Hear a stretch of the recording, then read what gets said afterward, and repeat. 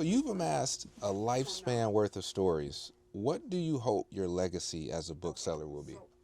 Not any, once I'm gone, I'm gone. I mean, most people remember a favorite bookstore and stuff, but it's nothing that stays with them. Once they go, the kids don't know what a bookstore or used bookstore is, so they're not going to think about it. So the legacy is very short-lived.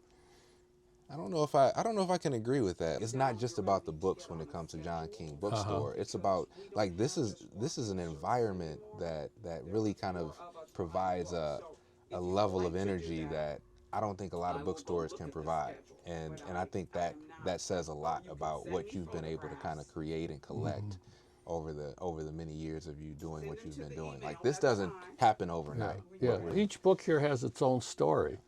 Plus, it might be a story in the book too. But I mean, a lot of people who collected books over the years really were in love with them. They were the children of theirs. And so sometimes it's hard to purchase books from people who are like at the end where they have to dispose of stuff. What's next for King Books? Why not incorporate like a cafe? Well, because Borders did cafes. Look what happened to them. Good point. Hi, my name is Deb, and I'm a manager here at John K. King Used and Rare Books, located at 901 West Lafayette in Detroit, Michigan, situated between US 10 North and South. And our hours of operation are Tuesday through Saturday, 9:30 to 5:30, and Mondays, 11 a.m. to 4 p.m.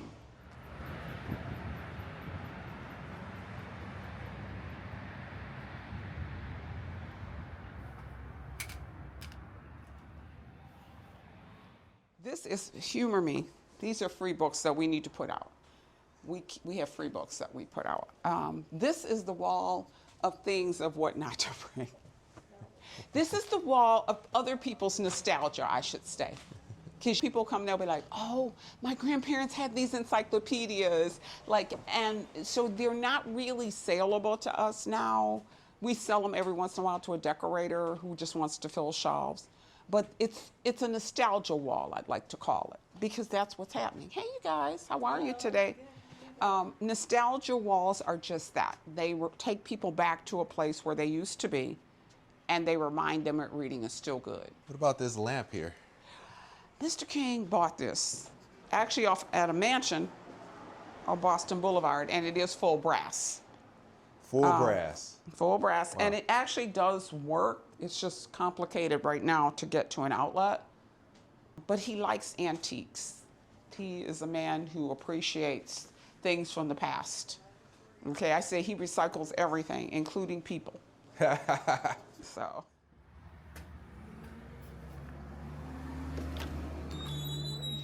I'm not here for an appraisal today. He said he's not going to do any appraisals today. No, I got too much going on. John King. Oh, fuck. Tell her go ahead, because I had my radio off by the time it connects to the system. Go ahead, he says. Okay, person 923 was told to call him because he's got a bunch of Charles Dickens books with the green bindings from about 40 years ago. So what do they want to do with it? What do they want to do? Sell them? Trade them? What? Is he looking for a son? Sell them? Tell her get the. Oh, you're going to take care of it. Good. Okay. Sorry about that. This is a real store. Yeah, absolutely. Yeah, it's not a pretend store. Yeah. So go ahead. I'm sorry. Can you tell me a little bit about your past and how you kind of got into the book selling business? I know I have a little information on you with regard to Elsie kind of motivating you. Yeah, good old Elsie. I miss her. What was it that got you to a point where you're like, I want to sell books? Okay. When I was young in high school, I would come downtown on the bus because I didn't have a driver's license, and I wandered into a used bookstore once, and it sort of stuck with me. I thought it was really a cool place because there are books that are hundreds of years old, and I could touch them, feel them, buy them, do whatever I need to do with them. And so I was impressed with that. So when I got my driver's license, I got a 54 Packard, and I started going around with the car and putting books in the trunk and then going to do like old flea markets and places like that to get started because I was in high school. And so it just developed from there. I mean, it just grew, and then eventually I said, well, I want a store. So we were looking for a store, and we found one in the Michigan Theater Building on Bagley, and the person who was renting the space was sort of kind to books, and he said, well, that's a good business. So he gave me an advantageous rent and stuff, and we started from there, basically. Could you point out the first sale you've made? Nope. I have no No idea. idea. I have no, there was no moment where the tablets came down from heaven and Yeah. there was nothing, or the books came down. Right, so you can't recall the very first book you Mm. sold. Nope. So let me ask you this, Elsie, and it looks like she was your high school guidance counselor. Yep. So I would assume that back then, book selling was probably, and it still probably is profitable, but back then, books had a lot more value in terms of the usage and the inclusion of daily life, whereas in 2025, this is a different time. Yeah, it's right? Kindle time. I would assume that that recommendation was an actual career that counselors would potentially tell their students to get into, due to the fact that you could truly make a living back then selling books. Nope. No. Totally untrue. Yeah, no, she covered for me when I had to, like if I had to set up somewhere on a Friday and I had to be in school, she'd cover for me when I wasn't in class on a Friday. Okay. So no, she covered for me. I don't think there's a high school counselor in the world that ever existed or will exist that'll say, yeah, you got to go in the used book business. It's profitable. Nobody thinks about that. I mean, this is not an occupation where I don't think mothers or fathers want their kids to, oh, you got to grow up and be a used book dealer. I don't think that's even close to reality. So speaking of that, and fast forward to 2025, like the book business, talk to me a little bit about that from your perspective. You've seen it kind of go through this transition period in terms of how valuable books are and I guess consumer behavior when it comes to books. What are your thoughts about where we're at now when it comes to books? I think we're where we were always at. We're a separate concept. We're not a Borders or Barnes and Noble, New Bookstore. We're a used bookstore. We've always been a used bookstore. We never deviated from that. I mean, we didn't open up a cafe or any of that stuff. Right. So we just continue doing what we've done always, and we've been able to get through recessions. We've been able to get through borders opening up, Amazon wiping people out that have bookstores. So you opened your first storefront in Dearborn in 1971. What did you learn with your first storefront back in 1971 that you kind of carried forward into how you do business today? Well, the storefront I had, I wanted to be in Detroit, but at that time there was not an available space the size we needed. So I temporarily set up in Dearborn, which was a nightmare for me. And so we ended up then going and finding the space that was adequate, where we ended up in the Michigan Theater Building. Got it. And so what amount of space did you need back in 71? We needed like a couple thousand square feet. We didn't need a big space. So back then, when people were leaving the city, there was a lot of big spaces, but there wasn't small spaces. Because back then, when the big stores were going out, the small businesses seemed to be more tenacious. They hung on, and so they didn't open up small spaces till after a while. What's your background before selling books? Like, who was John King at that point? I attended Wayne State University for 7 years and never graduated. What was your degree in? I didn't graduate. Or what was your I focus? was going to do journalism. Oh, wow. Yeah. Okay. Have you ever kind of journeyed into journalism? Even without the degree, you still have an opportunity. I've written for college newspapers and, Nice. and some articles, but nothing consistent. The Then books overwhelmed me, so I Yeah. can't do anything else pretty much. So, which is intriguing, because when you say you can't do anything else, you actually do a lot when it comes to books. So one of the things that you mentioned is, when I called you, you were actually going to an estate sale. Yeah. And so is that a format of kind of searching for books that you're able to in turn incorporate into the inventory here? Well, most of the time we don't go to, quote, estate sales. We go to estates, Okay. and we're called by the heirs, the attorneys, the bank, whoever is in charge of disposing of the books. And so that's how we go. I'll go to an estate sale maybe once a month for sport, but we don't make any money off of those. Years ago, we bought, I think it was Horace Dodge's Jr.'s third wife or somebody like that. Yeah. I don't recall exactly now, but we bought a bunch of stuff from her. That's intriguing to me. Like, how does that process work? Do they call you up and they're like, hey, look, John King, we know you're the person to give a call to? Yeah, they call us. I don't solicit it. Yeah. I used to have an ad in the phone book saying we buy books, but since phone books are obsolete, I don't have any ads, or we don't spend any money on advertising. So we're currently in the Advanced Glove Factory. Correct. It looks like this factory was, from my research, say it on the spine. relocated in 1948. I think they said they moved this actual building 700 feet. They moved this building. Wow. Yeah, they put it on roll. I wasn't around, but they put it on rollers and had little tractors pulling it. I don't know if it was a foot or two a day or something. I mean, it took a while, and so they ended up putting it where it is now. So this feels like John King's forever home, right? Yeah, John I'm King not Books going anywhere. forever No home. more no expansions, no anything. We're just. So what got you to a point where when you walked this site, you're like, this is it? Well, I'm not that aggressive. So I mean, I could have started little satellite stores in all kinds of suburbs and all that. We just have one satellite store. I just, no, this is way more than, I need. I wouldn't say that. This place is full. No, it is full. Yeah, it's more than I need. I mean, we're running out of space because there's a lot of books coming up these days. During my research, I actually came across a number of celebrities that actually have walked these aisles of this facility. Half the time we don't know who they are. I don't watch TMZ that religiously, so it's hard for me to figure out who it is. But no, when they come in, we treat them like we treat anybody. So, and I think that's what they appreciate. Absolutely. Yeah, we don't fawn over them or anything like that. I mean, it's just we treat like everybody else who comes in here. John, you got a bunch of Colliers, Dickens.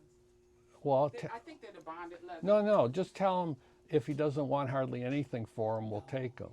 Yeah, just tell him no. He thinks they're expensive. Oh, okay. Just say we don't want. We're not that. We're vaguely interested in them because it's a common set.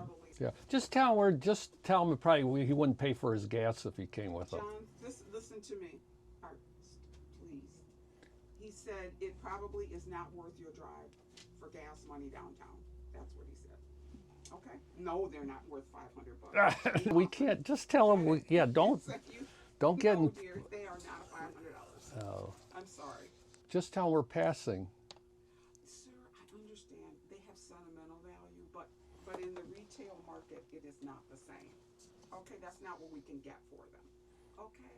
Yeah, a lot of people these days watch the Antiques Roadshow and stuff, so they have books that they think are worth a lot of money because of the Antiques Roadshow, but when they come here with the books, they're $2 books, dollar books, or they're not even worth anything. So that's the only slight problem we have is trying to educate the people. There's like this display that has some very rare items.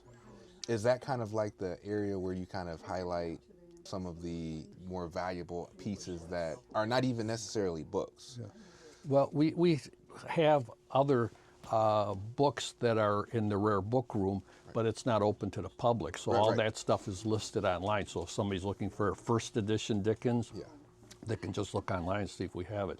And then they can call, we can bring it to the counter for them. When we do an estate, sometimes if there's like a Tiffany lamp and they're selling it, we'll buy it and put it in there. Yeah, that kind of thing. Nice. Or if there's some stamps or coins or odds and ends, but that's just a minor part of the business. And we have an art annex too, where we have prints, paintings, things like that. Is that in the hallway? No, that's next door in the other building. Wow, so you have another building here?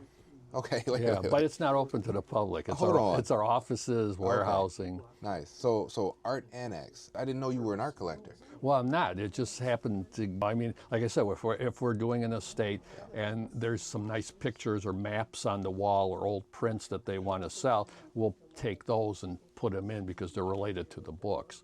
Okay. But we don't specialize in that. We specialize in used books. That's where 85% of our business and our whole scheme of things, 85% of the business is through the store. 15% is like internet or other projects. Okay. Which is intriguing because there could be a bigger market if you were to boost up your. I'm not trying to sell you on No, anything, I know. But you probably heard that before. No, I'm happy so far because everything is sort of working out. I had a friend in Cleveland and he had a bookstore and he had 200,000 books or no, he had more than that. He put 200,000 books online. So then he said he's doing better online. So he shut the store to the public and continued on doing the books through the internet instead of people coming in. Right. But now that's a full-time job because now you got to catalog all of these books. Yeah, we're not cataloged here. So except for the rare books. Got it.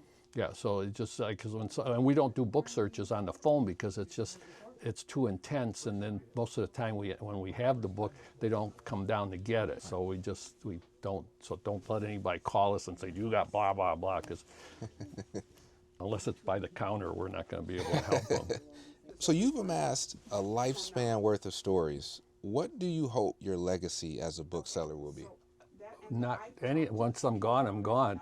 I mean, most people remember a favorite bookstore and stuff, but it's nothing that stays with them. Once they go, the kids don't know what a bookstore or used bookstore is, so they're not going to think about it. So the legacy is very short-lived.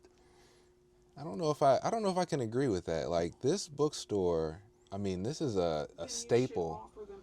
And when it's downtown. No, I know. Yeah, like and like your reputation is very, which is why I really fought my way to try my best at having a conversation with you. And so the staff here, I mean, I can imagine just how passionate they are about this store and working with you, the customer base. I'm assuming that like it's not just about the books when it comes to John King Bookstore. It's about like this is an environment that really kind of provides a level of energy that I don't think a lot of bookstores can provide. And I think that says a lot about what you've been able to kind of create and collect over the many years of you doing what you've been doing. Like this doesn't happen overnight. Yeah. Each book here has its own story. Plus, it might be a story in the book too. But I mean, a lot of people who collected books over the years really were in love with them. They were the children of theirs, and so sometimes it's hard to purchase books from people who are like at the end where they have to dispose of stuff. What's next for King Books? Are you seeing? And this is an interesting thing you pointed out. Like, as far as revenue, why not incorporate like a cafe? Well, because Borders did cafes. Look what happened to them. Good point. Yeah, so no, I don't think a cafe is necessary. I think people, if they don't focus on what their really mission is, as they say, a lot of times they're not going to make it. As soon as you start expanding, a lot of times the businesses just don't last. The people can't handle it. No, we don't want the only thing where we went that were non-books were book bags and T-shirts because we were pressed for that. I'm pressed to open a cafe, but I just say no. That's not the Dickens person, is it? No way. Just tell them to put it on Facebook Marketplace for $500. Mr. King said put it on the Facebook Marketplace for $500. That's what he said. Yeah. Okay? Yeah, see, they have a misconception Those are of not worth $500. no, they're probably worth $1 a Well, book. yeah, those are the ones that we sell cheap. Yeah. Okay. What advice would you give for people who are opening a bookstore? You still have people in 2025 that are like, look, I'm opening up a bookstore, and I'm following the path that John King did and laid. Well, the thing is, I tell people don't start a bookstore because the old story is that has been passed on from book dealer to book dealers. How do you make $1 million in the book business? You start out with $2 million. So that's been a standard story since I was a kid from used book dealers. So I mean, if someone wants to open a bookstore, they just have to plan it out. We'll see what their vision is and just go from there and just stick to it and see what. But if they start getting extravagant and start expanding into coffee shops, expanding into tchotchkes and everything else, I think it most likely is not going to work out as a bookstore later. What was the rarest book you came across in your years of? We had a 40-volume set of Curtis's North American Indians. Curtis spent, I think, around 12 years photographing around the last turn of the century Native Americans and where they're living and et cetera, et cetera. And so he incorporated into a gigantic 40-volume set, and it was the most wonderful, emotional set I've ever had. So that was something that stuck with me. Did you end up keeping it, or did No, I had to sell it. I couldn't afford to keep it. the markup on something like that? Could you kind of give the viewers like an idea of? I think we made 20% profit off of it. Nice, nice. So that's typical. Of just the rare books. So if someone comes in with a bunch of just normal books, as we call them, and they're saleable, most of them we sell for $2 to $5. So we pay $1 or so because we don't know which ones are going to sell. We don't know which ones will get stolen. We don't know which ones will get destroyed. It's just so we try and be conservative on our buying, so at least we cover our expenses. So that does happen sometimes where you have books that come up missing. Oh, well, the one guy stole a couple books, and we have his picture on the wall in the lobby. Social media, I know you're not a fan of it, but I know you have a social media. We have social media, but I don't handle that, so I have no idea. He does. Tell him. Oh, I don't. Isn't that on the card here? I don't know. How do I know? Yeah, don't worry. Yeah, that's why I don't look. I mean, if somebody sends me something, I'll maybe look at it. Did you figure out the social media? It's on your card. Oh, good. He's updated his same business card that he This was had our sitting- temporary card when we moved here. We just threw it together, Nice. and we never changed it to any extent other than some of the things we don't do anymore. Honestly, that's a pretty fancy business card. No, this was a temporary card. I had It's trifold. You don't see trifold that often. well, I know. I don't know how we came up with trifold, but Perfect. Well, Mr. King, I really appreciate your time. Is there anything else you would like to leave the people who are watching this? Any other questions that I didn't ask that I should have about who John King is and what you represent and what you've been able to create here? just come on down. We need you now. Yes, Do you have any appointments this morning, like soon? 10:30. Oh, so you got her for a half hour if you like. That's Deborah. Hi, That's Miss Ed. Deborah. Hi. I'm how are Eddie. you? Eddie Carrington. Nice to meet you. And Nice to I just meet you wanted to know if it's okay to incorporate you in the video as well. Sure. Talk to us a little bit about who you are and where we're at today, and what it's like for working with and alongside Mr. King. I call myself the senior manager, but actually I have a co-manager because after working here for like 27 years, I was feeling a little burnout and I decided that I was going to semi-retire. Okay? And so I am a person who ended up being a bookseller. I came from an accounting business background. Wow. And I decided I wanted to do something that I enjoyed, and I always enjoyed visiting Mr. King's bookstore. So he was in the Michigan Theater Building back when I was in college, and I used to visit his store at that time. So I thought I wanted to be in an industry that I liked. And so I came here, and Mr. King was kind enough to review my application and offer me a job. And he, from the very beginning, he started training me. He and our rare book room manager used to take me to travel to look for books because I've always been a bibliophile. So my interest was always there. For that, I am truly thankful. You working with Mr. King for 27 years, that speaks volumes, right? What made you stick with working with Mr. King for all those years? John is my family. To be honest with you, he has a great love of knowledge, and he is a person that knows a lot about a lot of things. And I tell people in my personal life, I'm an information junkie who likes her information in book format. One of the privileges of working with Mr. King is that I've been many places and seen a lot of things that I would not have had the opportunity to view or touch otherwise. And so there are little pieces of history that he preserves, and he shares that information and allows the people that work with him to learn from it and to have the privilege of touching and embracing that part of history. When you came across Miss Deb, yeah. and she was showing interest in working with you. What were your thoughts about her at that point? I don't know. I figure if she's competent, I better hire her.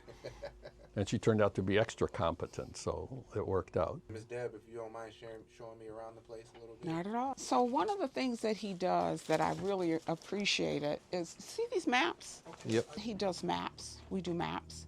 So there's a lot of things that go with book people. People automatically, they have an interest in that. So you'll see up here.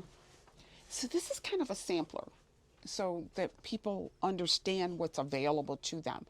People come who buy books, but they also bring their friends who may not necessarily be book people. Okay, so part of our interest is, but people also have book people that run with book people also sometimes have interest in postcards, ephemera, letterheads for history. We have binders of those on the table, and historical leaves, like the leaves up there that are handwritten. These were all done in the 1600s. Wow. Okay, so we try to let people know that we have something for everyone. Okay, modern leathers are here. We sell modern leather bindings. We sell antiquarian items, but just a sampling, because we put most of those on our Rare Book Room website. But like you've got Gazette's History of France in the leather.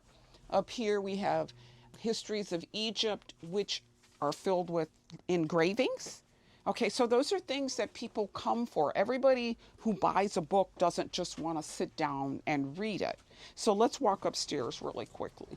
And so how many levels does this bookstore have? Mr. King has 4 levels here, and pretend you didn't see my workspace.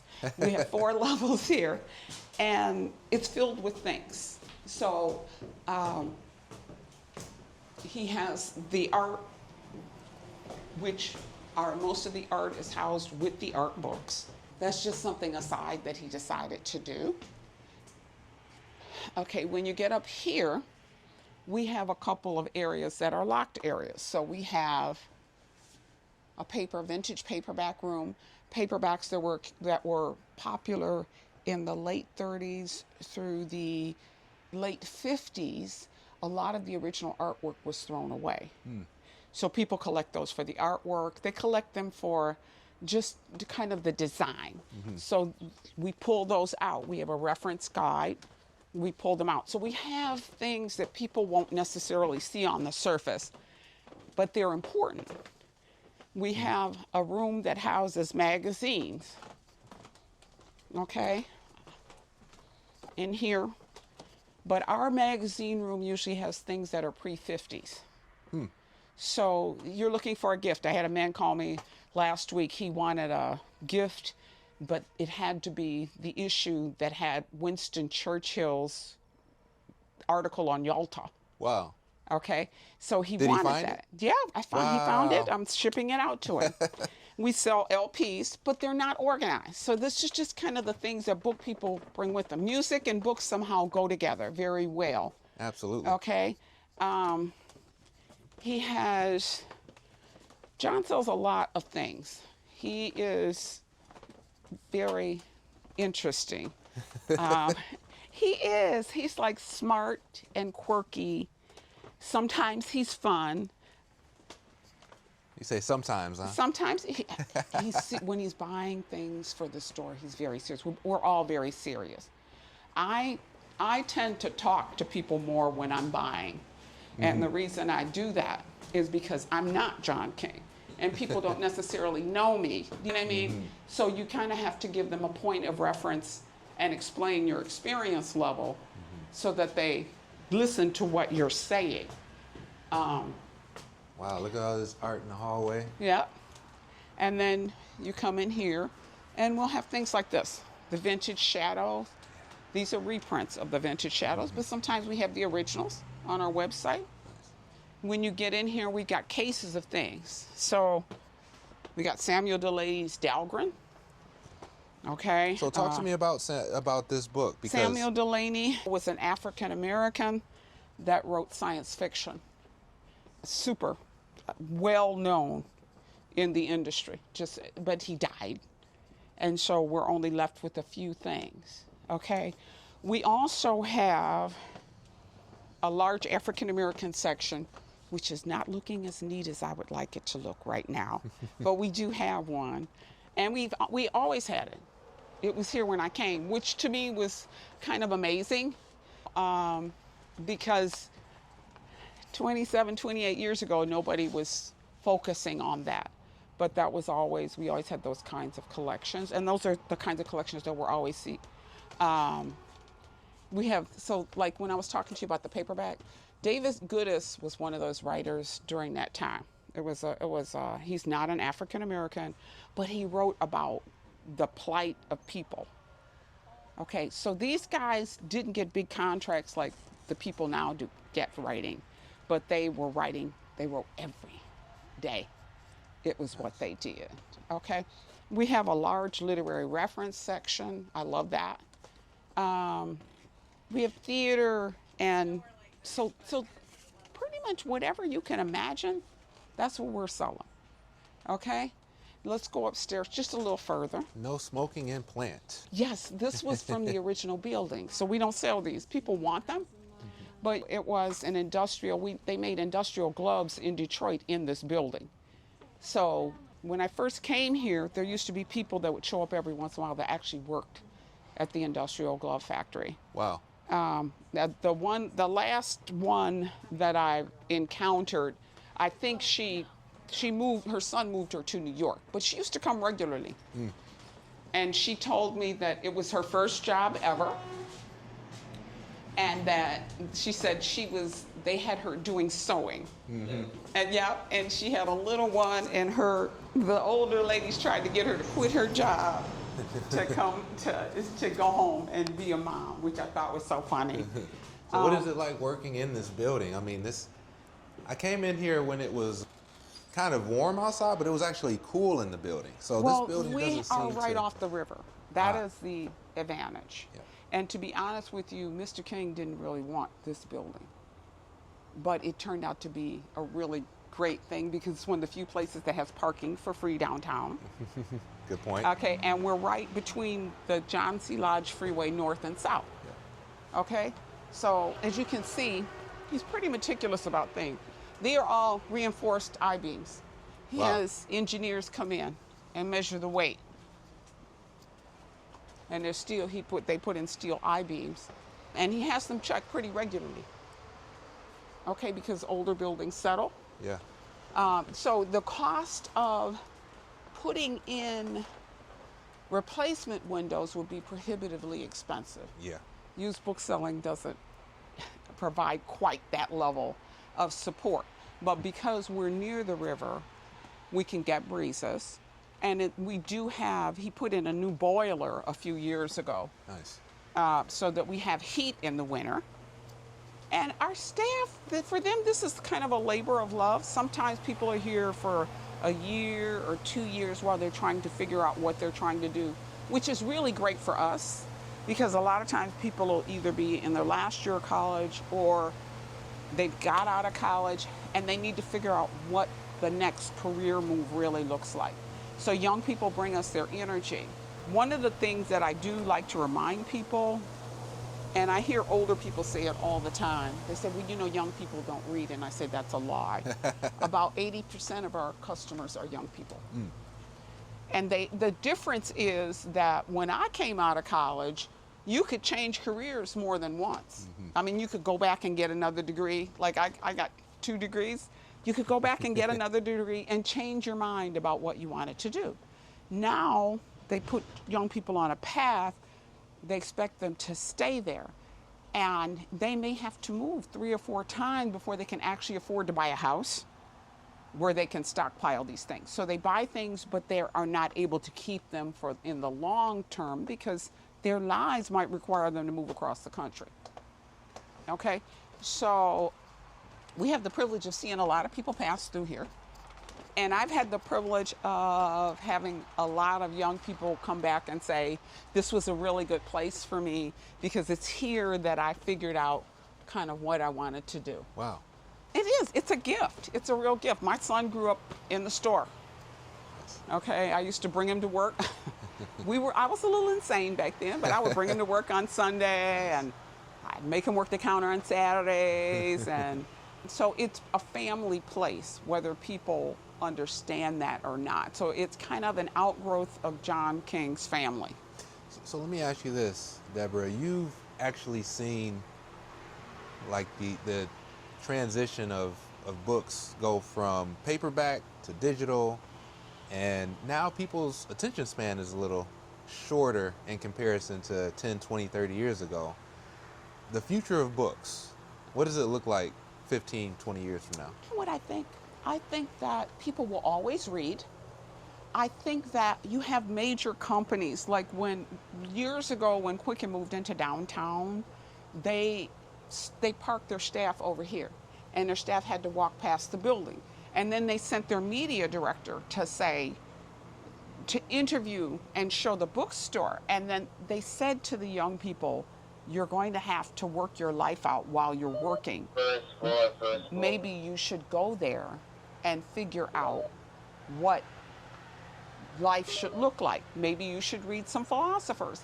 And then they come in and they'll say, what should we read?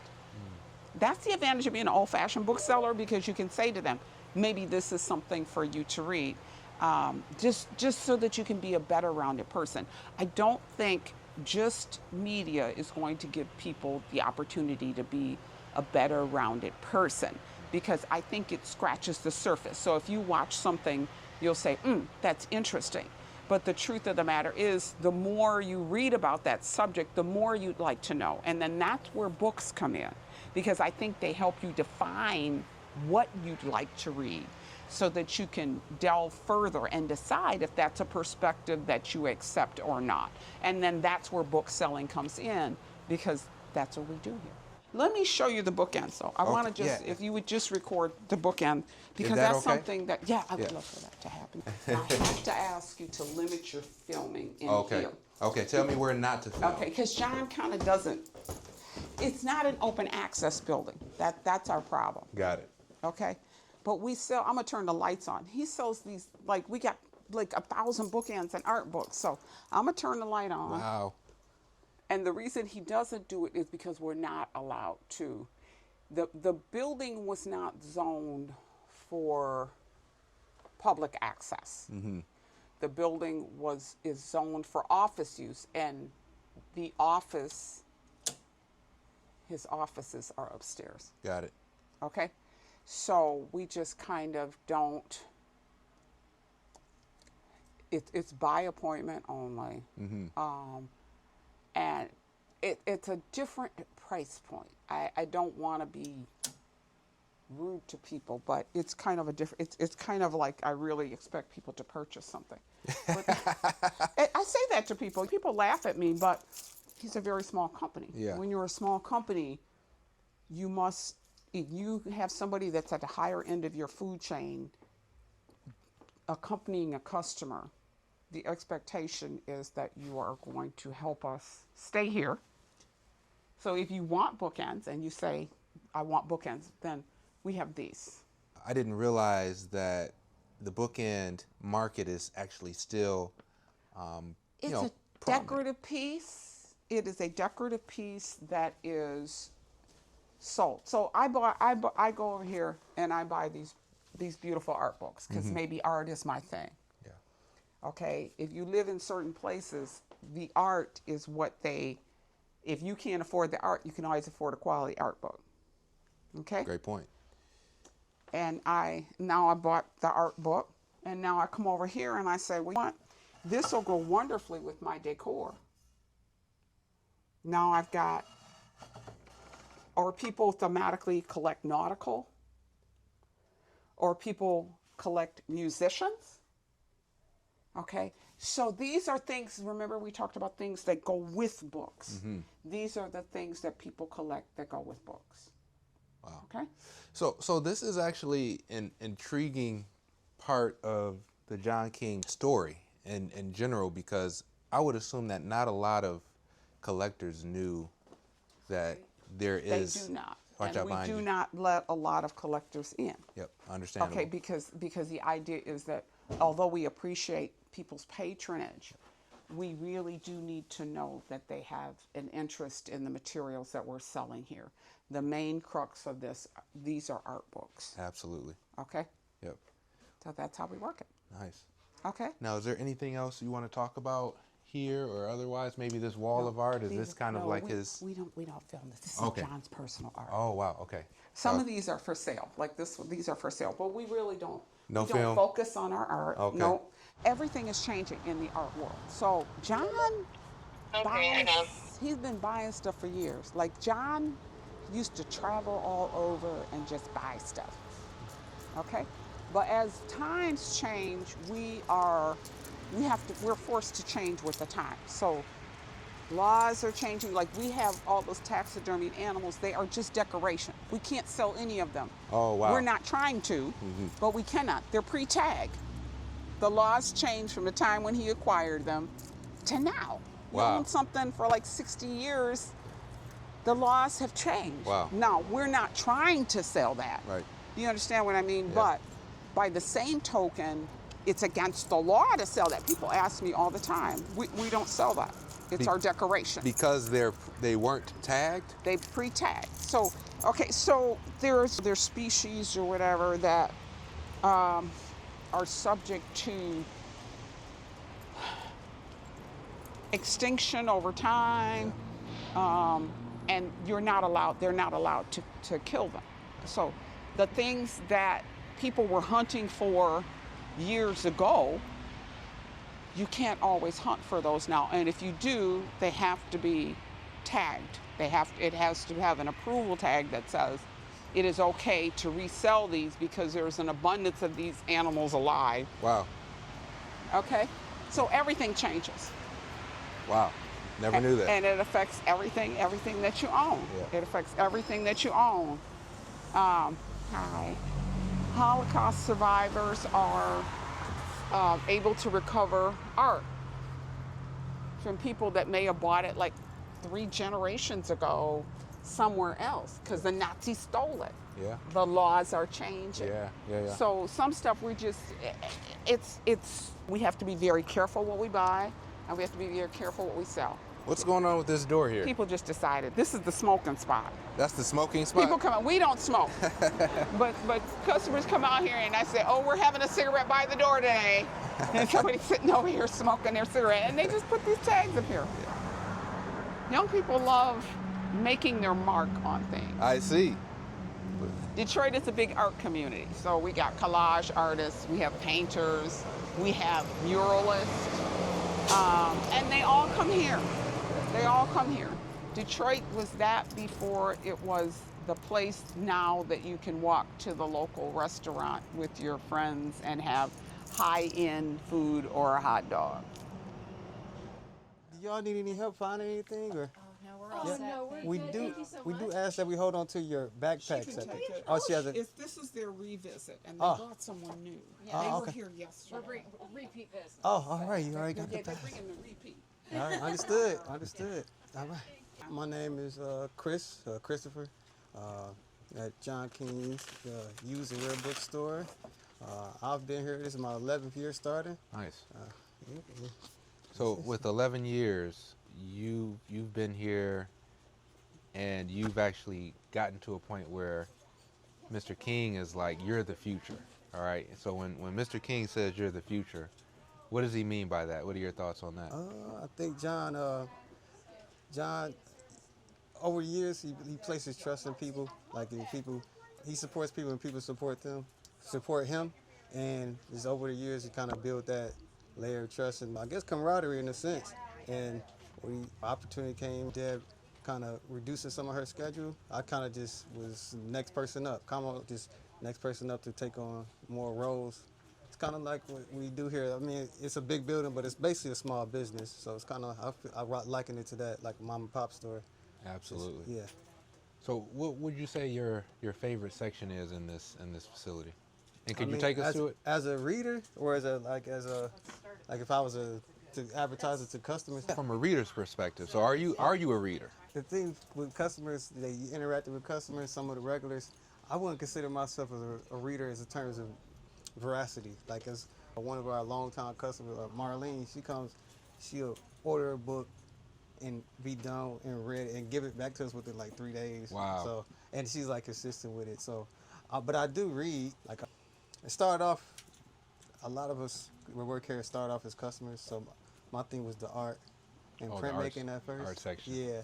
But just in terms of like I read in bits now. So it's kind of like I read about bicycles and I'm trying to get in some of the traditional classics, from just interacting with customers. So, like getting bits and pieces of the Russian writers. I get my bits and pieces of that currently. So, but yeah, it's more so I read in bits. I try to set some timers, but a little busy. Okay. The original thing was this basically this room right here. Yeah, art room. So these are monographs for the most part, just by the artists, a variety of different places. Like of course I was into the black artists. So like I see something off right here, like this Betty Saar, I would probably be interested in that. And then also printmaking, because that's what I was in school for. Wow, so you went to school for printmaking? Yeah, just right up the street. So that's kind of like how, like I said, Deb found me. She just like offered, and I would do it over the summer. So I had been doing that for like 5 years, just doing the summers. And then after the pandemic, I came and stayed more permanently. Now, do you still dabble in printmaking, or? Oh, me? And I do try you to create do like, your own art? I try to do like cards, but I kind of like took more roles here, and I still talk with some people I went to school with and all that, and they're kind of doing it. One of the students I was in school with, they running a printing press, Small Works, so it's still like a little network here, and like you said, that could be something you could pursue in your interview, like kind of talk with that culture in the community, because they're small, but it's in pieces like was that Ocelot, and then they just moved to Kirchhoff in the library project. Yeah. That studio is a print studio. They used to be over in the Eastern Market. I always forget the name of it, but yeah. But and so you were actually a part of that collective? I was in Wayne State's printmaking program, which is unfortunately it's defunct now because a lot of like the pandemic kind of put a muff on a lot of like the arts and some of the like that's just across the nation. So. Yeah. Some programs got closed down because it was already small. Like they had an art program, and then they still had the art program, but it's kind of they had to focus, I guess, on the more traditional the stuff that makes them more money, I guess. Yeah, you get So, are you from the city of Detroit? Yeah, born and raised. So, nice. Yeah. As a person who is around books all day, right? And you kind of understand the culture of actually picking up a physical book and actually reading it and getting lost in the book in one capacity or another. We're in 2025 and I'm a little concerned. Is it a scenario where less people are actually taking the opportunity to sit down, read? What are your thoughts about, I guess, like the book culture kind of progressing over the next 10 years? Yeah, I think it ebbs and flows. I think what happens is you get like different generations of people, they hyper focus on different material, and some things come back into play. Like the children's place section, Nancy Drew's. Those are like multiple generations. Grandmothers read it or read them as a kid, gave it to their daughter, right. And then now their daughters are looking at the same thing. So some of that stuff stays, and then people pick out. How you doing, Mr. King? Hey, how are you? Good. Do you want a picture of us? Or do you want a picture of all three of us, the three musketeers? We can get, absolutely, once we're done with... I'm not going anywhere, so just have them call All right, sounds good. Yeah, I lost my maintenance guy. Uh-oh. Yeah, so it's like, it ebbs and flows. I don't think it will never completely disappear, because I always looked at, like, everybody reads, it's just the medium has changed, and it's a little, some people are afraid because it's a little more diluted, per se, a little more ADD, like it's kind of people attention span that is long. Right. As it is long, myself included. A little bit. That's why I started reading bits. I pick up books and I just read them. It takes longer for me to read them. Yeah. But I don't think it'll go anywhere because, like I said, it's tangible history. Like somebody committed a significant portion of their time to create something, and it's tangible. It's the thing. That's why I think people will always have books, because when you go digital, that can be taken away from you anytime. Copyright. If you're on some type of app, people they experience that with music, where certain music is taken away. So it's kind of like that. I feel like books And maybe like records, like you see that resurgence. There are a lot of people that still buy records of multiple generations. So I don't think it'll ever go anywhere. It's just ebbs and flows in terms of. What are your thoughts on John King's legacy? Right, Mr. King doesn't necessarily look at what he's built as something monumental, but I do. I think this is an opportunity and a footprint in the city of Detroit and beyond that I think is going to be lasting in one format or another. But what are your thoughts about? John sees it. I think he sees it. Yeah. John's boots on the ground. It's just one step. I think he's been probably doing that since he started. When he 17, 18 years old, and like I say, he took an interest. It's something that became an interest. It manifested itself into his life.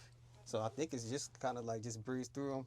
So he's not able to see it from the outside. And I guess it takes people like yourself to kind of like remind him of his perseverance and what that would mean. With him, I think it's just in it. It's just in his body, in his fingertips, and his feet. That's what it is. It's every day to him. Yeah, it's just every day. Yeah, it's a part of his life. We kind of talked about it, but like when he calls you the future, I think that actually, based off of what he's been able to build, that holds a lot of weight.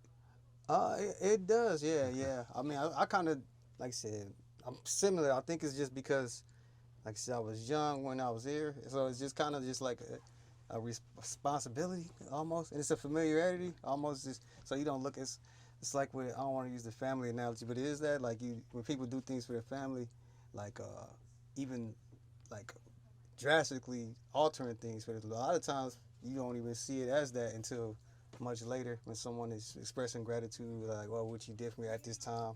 So it's like at the mall, I take it as just I come to work. It's almost like a hard head thing. You come in and you just come in every day. I think that's just how I've kind of been, I don't know, molded, or I just, even when I was doing in school at art, it's just like you do a lot of like minuscule things, but it adds up to things. So like you saw me out there pricing, that's just take every task. And like I said, more so when Deb decided to reduce her schedule because she had been here so long, it's more so me like taking up and helping her for helping me. Like she's the person that brought me into this. And then also when the pandemic happened, she was the person to call and ask me to come back. So it's kind of like, it was first started off as just helping out, stepping in play, being like a team, like any team.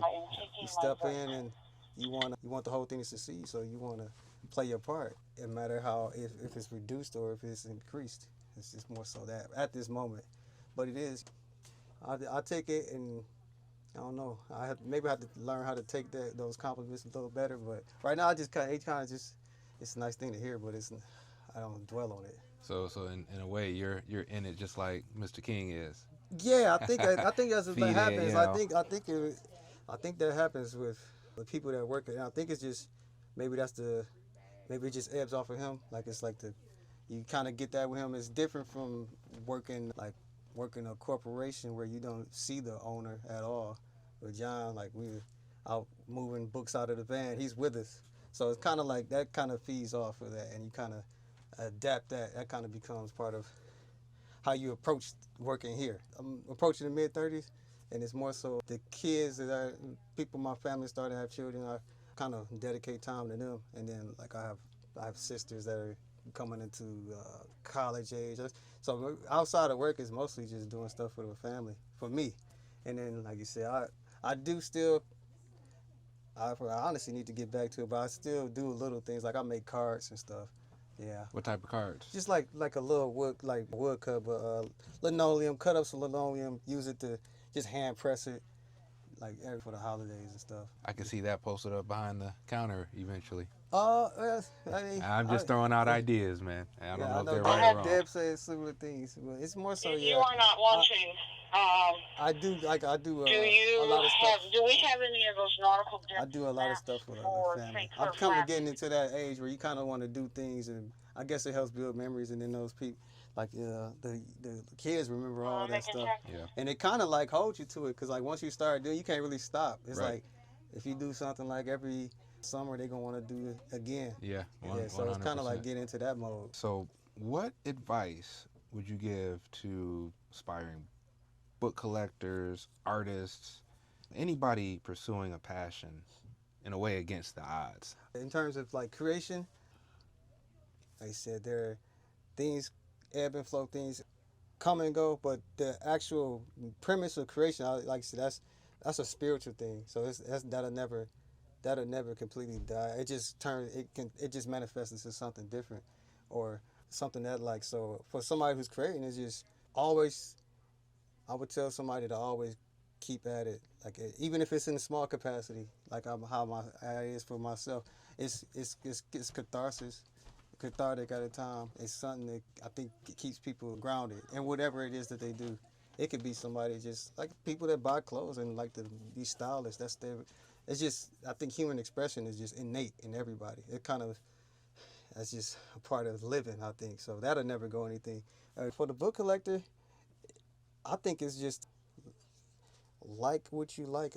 Don't like something because something's being told. Like, find your interest, and that has to come from a reader. It has to come from reading different things, getting different perspectives, and I think that manifests itself into kind of like that's a tangent, but we go into a lot of states or someone who's passed away, and you kind of get like a story of their life through their collection, like things they're interested in. And it's usually like some people hyper focus, like they have like one or two subjects, but then some people you have a little bit of everything. And I feel like I don't want to like judge a person that's more hyper focused, but I feel like the person that kind of gets a little bit of everything, you get perspective from all these different perspectives. It helps you get an understanding. I think that's just a part of like with compassion or this understanding to me. That's what makes it, like people say, good temperamental nature, or you may be patient. I think it comes from just having understanding that everybody has their existence. So even if something is like you might not agree with at the time, you still want to come to understand it. And that can come from reading. Like that's why we don't. John probably said doesn't believe in like banning books or having something. We like to have as many perspectives as possible. So and then just you can take from it and learn from even someone who may be morally wrong at this sense. So, yeah. Solid, man. Yeah. I think that was good. Is there anything I should have asked that I didn't? No, you're pretty good. Chris, he's the gem. Oh, so you were the one that found it. Yeah, He was coming in here shopping. Oh, that's Oh no, see, I'm not Too even supposed to tell that. too late. He was coming in here shopping and he was buying art books, and he was real quiet. He would come in and he'd pick his books out. He'd take his time, and then I'd be standing at the counter and I'd be talking. And then one day I said, "Why don't you come and work for the?" I said, "What you doing right now?" And I know he looked at me like, "I do not know this lady. Why is she asking me what I'm doing right now?" And he said, "Well," I said, "Well, you must be an artist." It took a while for him to talk to me because I know he was like, "She's pretty nosy." I know he did. And Chris was like, "This lady's asking me a lot of questions." I said, "Why don't you come work for the bookstore?" And so at first he was like, "Nah, nah." And then I said, "Well, if you," he said, "Well, I do art at Wayne." He finally opened up and said, "I do art at Wayne." And I said, "Oh," and I said, "That's pretty impressive." And then he showed me samples of his work. And then I said, "Well, why don't you come work for us in the summer?" And so that's how I kind of suckered him in. And then every summer I'd be like, "Well, you coming back?" And I said, "Well, it's Christmas holidays. You're coming back." Yeah. I kind of suckered him in until he caught the book fever. He's still a talented artist. I have some of his work, and I'm very appreciative. But he has incorporated the book industry into his life. I don't know. You just have a knack for calling and asking and bringing me back in when it was like moments of, I don't know, it's confusing, but like, what am I going to do? So like, it was really when the pandemic happened, like trying to figure that out, because I worked at the arena. That was my main thing, like working the bars, and it was supervisor and all that, and that kind of just shut that was what, March, I remember it's like March 13th. It was a Wednesday, but those 2 months trying to figure out what's going to happen. Deb called. She has a knack for just calling at the right time, and like I think she has a knack for finding like people, like finding like she can pull like the good nature out of people, and she can sense that. She has an innate sense of that, and she's done it repeatedly. I know if they might have told you she's done it repeatedly. There's plenty of people that come in here. Plenty of people come in here from the past, and it's always gratitude. People from out of state. It's been happening more because she only works so many days. But people come in all the time and like ask and express gratitude to Deb for whatever she did to help them. Acknowledged and thank you. I think that's just her thing. She just has a knack for helping people. Absolutely. Yeah. I think that I came out on the better end. I could not find a better co-manager and a more respectful and kind individual. Because usually when you work with people and they gain a certain level of competence, they are not courteous to the people that help them. And he is always like, Chris is always the best. So it's been a godsend for John King Books, and me too. I think I might have figured out what book I want to buy. The one that you pointed me to. Do you mind if I take that off your hands? No, please. Okay. We would love to sell All you. right, I would do. Thank you guys so much for making your way our way. May you have a safe and pleasant trip. And thank you for coming in. She doesn't seem surprised. I wonder why that is. Thank you. Thank you guys. Have a great day now. How long have you been with the bookstore for? Probably been like 30 years. Wow. Okay. Yeah, I used to work over in the office, and then Do you mind? Do you like YouTube? You could say no, of course. I don't really watch it. Yeah, but I would don't love have to. anything against it. Once in a while, understandable. I've looked at it. But We'd love to I'm feature like your thoughts. So no tech. That's understandable. But yeah, Do you mind me asking you a few questions? you can ask. So Marley, talk to me about you working with John King's, how long you've been here for, and what your experience has been for most of the time. I took a buyout from the college across the street because I'd worked there a long, long time, and my father was ill, and I started taking some college classes, and I needed a book. And honestly, I had never been in this building because I thought it was a closed building, that it wasn't open. I didn't know what it was. So I came over, and I ran into John, and actually he'd known a friend of mine. And so we kind of struck up a conversation, and he was able to help me find this particular kind of scarce book. And I came back to pick it up, and I told him I wasn't working, and because I was helping with my dad. And he asked me if I wanted to work part-time. And I said, oh, yeah, why not? And so I started working in his office, doing accounting work, because that's what I did at the college. And then he put me in charge of like sorting the maps and stuff in the, what you've seen in that art annex area. And so I was keeping track of that, and I was helping people that needed to look at art and maps and things like that. And then I would fill in at the counter for the person that was working at the counter at the time, this really nice old guy. He was a saxophone player, actually, but everybody loved him, and he didn't know that much about books, but he took care of everybody as best he could. And so I would fill in for him for lunches and his days off and stuff. And then I had to do caregiving for a relative. And so I did that. Then I retired. Then I got a hip replacement. Then John said, well, do you want to come back to work? And I said, sure, why not? So now I work 3 days a week, and whenever needed. So you're from the city of Detroit, born and raised? I was actually born in Highland Park. Okay. But I lived in Highland Park for like most of my life. And then I'm out North Woodward area now.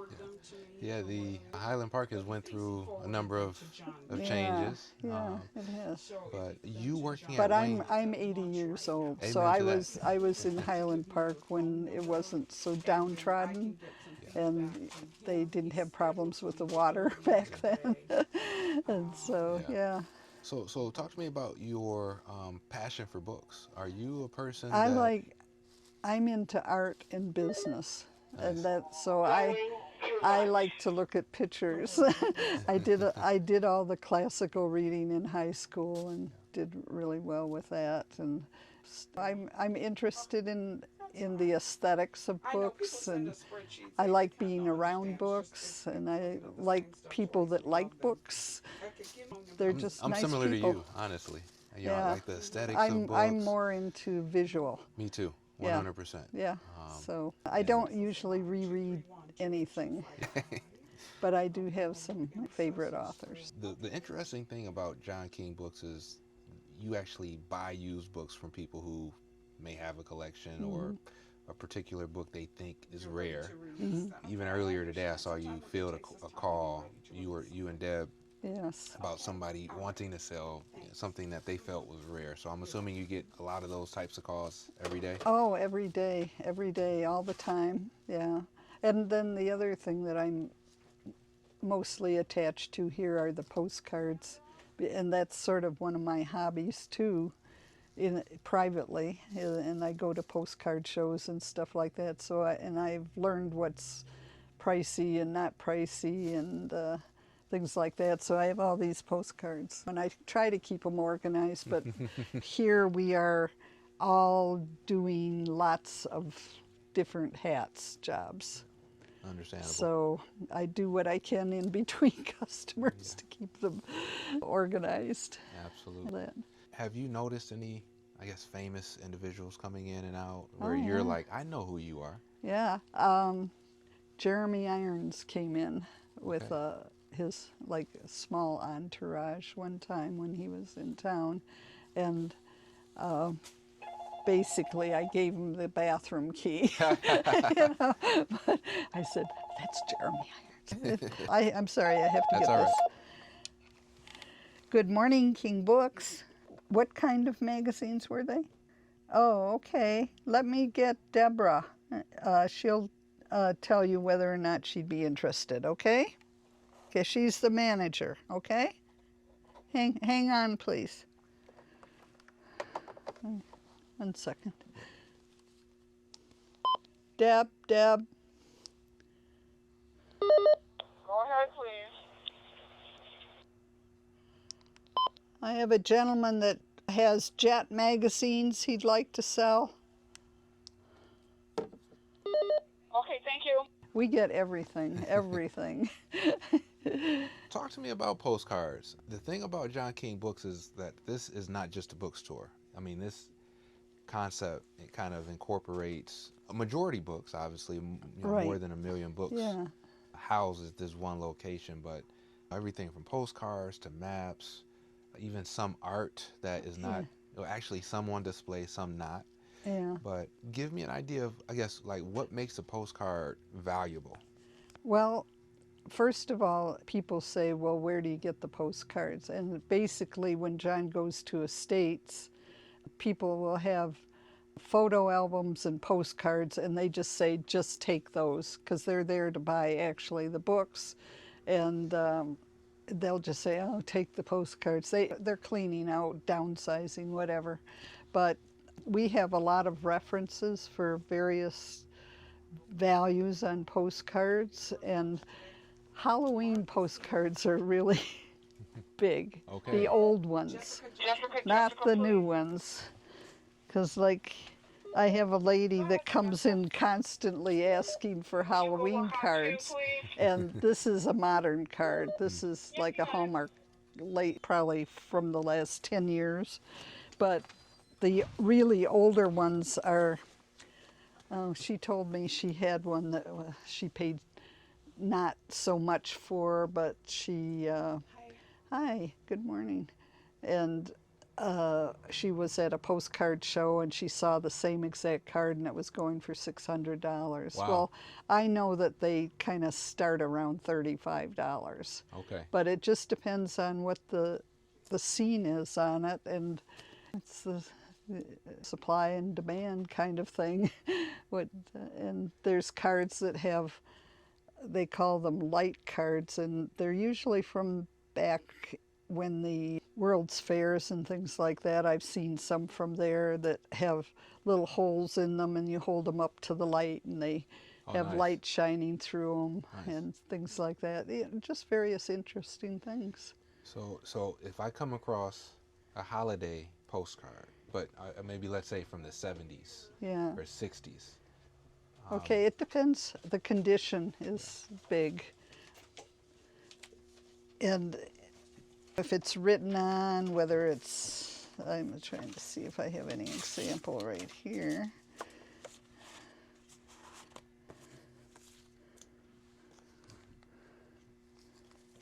Okay, like this card here. This is a Christmas card, and it's in nice. pretty good condition. And it's from, it looks like 1911. So, and see that old writing with the 1911. Wow. Yeah, over 100 years Yeah, old. yeah. And so, and it's got 2 cancellations on it, and it's interesting in that it's sent to just like a rural address, not a street address. But it just depends, like the corner is a little bent. This card probably, if it were in perfect condition, but having the date helps because it dates the card. I don't know. I try to sell them reasonably because I want people to buy them and then they'll buy more. Yeah, absolutely. So, but I don't know. I would put $5 on this card. Honestly, I mean, when you look Yeah. at it being kind of a time Yeah. capsule in a sense, where it kind of captures a certain cadence when it comes to like Right. the language and the writing style, and that's a unique piece of. Yeah, it's history. Absolutely. But like this one is kind of beat up because it has the postmark on the front. So I'd probably only put $1 on this. That still adds. What year is that, you think? Well, it's a little blurred here, but it does have October 25th, and it's a 1 cent, so that's a clue. Yeah. These books on postcards actually have, like, it gives you clues onto how old a something postcard may is, be. with the stamps and Yeah, yeah. the type of paper, and if there was a particular artist. The ones that are done by special artists go Didn't for know it's more. going for. So let me ask you this. I mean, we're in a world of email now. Yeah, like nobody's mailing things Nobody's like mailing things or anymore. sending notes and cards, but I'm finding that a lot of people are very pleased with it. I still write thank you notes and all that, but Same I was here. trained that way. Yeah, same here. So, But what are your thoughts with postcards potentially increasing in value if that ever happens, where the postal service gets privatized, or I think anything that's ephemera is going to increase. There's always going to be somebody out there what's looking ephemera stand for?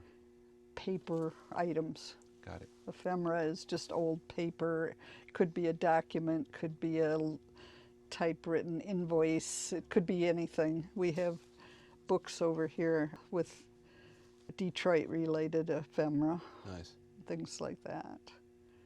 So okay, and then I think it's going to increase actually. I agree. Personally, I mean, like I tell the lady that keeps asking about the Halloween card, I tell her, hey, you should get this because in 10 or 20 years, this one will be worth I would agree. significantly more money. But it's the same as like, who would have thought all these little plastic figures would be so valuable now? But Yeah, good everything catches on.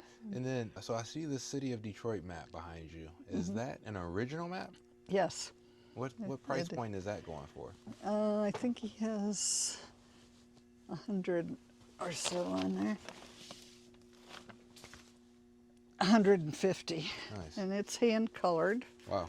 And it shows the 1873. the boundaries of Detroit at that time. 1873. Isn't that something? Yeah. And those are the types of maps that he actually has over in. Yes, he the has more. secondary. Yes. Nice. From your standpoint, you see people purchasing books all day, every day, right? I guess what is typically the most popular Okay. category as I of now? always tell people that people buy religion and science fiction. Those are our two most popular areas. Religion and course- science fiction? Yes, which is kind of In a way, diametrical. yeah. And of course, the classics are always going to be wonderful. But that's exactly what I feel. We have people that will come in and buy cratefuls of the little paperback science fiction things and get excited about it. And then, of course, we have lots of people buying religion constantly. So that's my thoughts. 20 years from now, as we see consumer behavior adjust, as it has over the last 100 years when it comes to books, do you still see paperback books being as popular as they are now? Well, when the Kindles came out, John was a little worried. But we found out that Kindles didn't matter, that people still want to hold something. And You say he got a little nervous at that point, though, huh? oh yeah, yeah. Well, he thought, oh, the world is going to end, but it, of course, has not. So Yeah, good point. But here's the thing: I think John King books is a rarity. I mean, he is. this is something that it took him years to kind of create in terms of this Absolutely. environment, the energy this bookstore gives, and the collection he has. Right. So not a lot of bookstores can accomplish what John King Books has been able to Exactly. do. What are your thoughts on John King's legacy? Oh, the guy. 50 years from The now. guy's brilliant, and I think he'll be remembered always as probably one of the premier book dealers in the world. I mean, we get people in from Europe, not as often anymore because shipping the stuff back has gone way up, and they don't do that so much. But we still get people from all over, Australia, India, everywhere, you name it. I think that they know that John is just amazingly brilliant, and he has an incredible sense of humor. At the same, I don't know if you were Yeah. able to read that, but Absolutely. he will say what he thinks. And so, yeah, he's really just crazy intelligent, and he's run this business really well, and I think I hate to think about him having to be remembered, but I think I'll be remembered before he's remembered because I'm older. But I'm healthy. So yeah, he stays in good health and everything, and he's kind to people, and he always had a special love for animals, which is interesting. He used to find birds out in the parking lot and take them in and try to rehabilitate them. Wow. Yeah, he's a kind person.